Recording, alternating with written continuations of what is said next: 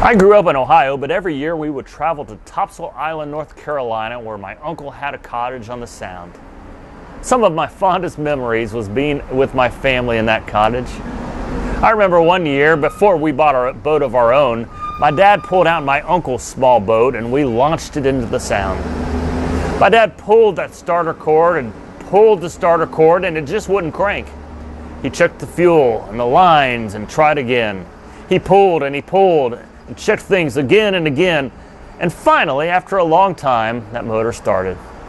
He let it run for a while and decided it was time to take it out for a test run. While I wanted to go with him, he wanted to try it out first.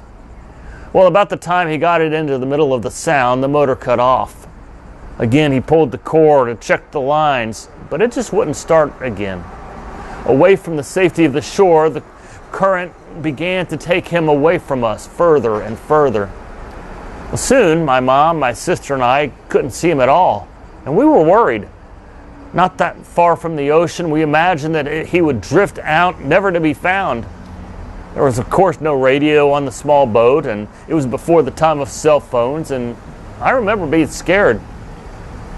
After what seemed to be a very long time, we saw a boat coming in our direction. As it got closer, we noticed that it was pulling something. And soon it was apparent that he was pulling that little boat with my dad in it. We were relieved. My dad put up that boat and didn't get it out for the rest of the week. I think it was that year when we got home that he started looking for a boat for us to buy. I have thought about that event countless times over the years. I have thought about my dad not being able to control where he was headed. I've used it as a lesson for life as well. Because the good news is that much of the time I can control the direction I am headed in life. Each day I wake, I can control whether I will walk in the ways of Jesus or walk in the ways of the world. I can control how I will react to people and events that come my way. I must choose to follow the ways of Jesus and to follow His will for my life. This means choosing each day to love God with all my heart, mind, soul, and strength. And it means choosing to love others as God loves me, fully and completely. To choose any other way means I am choosing a way other than God's way. I must choose to follow Jesus daily.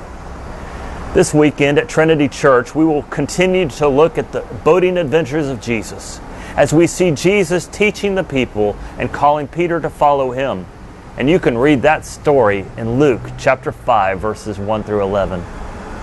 As you reflect on your life, are you intentionally following Jesus by loving God and loving others? Or are you allowing the events of this world to control what you think or feel? My friends, Jesus still calls us to intentionally follow after Him, loving others as we have been loved. Let us not let the currents of the world control us, but daily choose to follow in the way of Jesus, the way of love. Hope to see you on Sunday, and may God continue to bless you.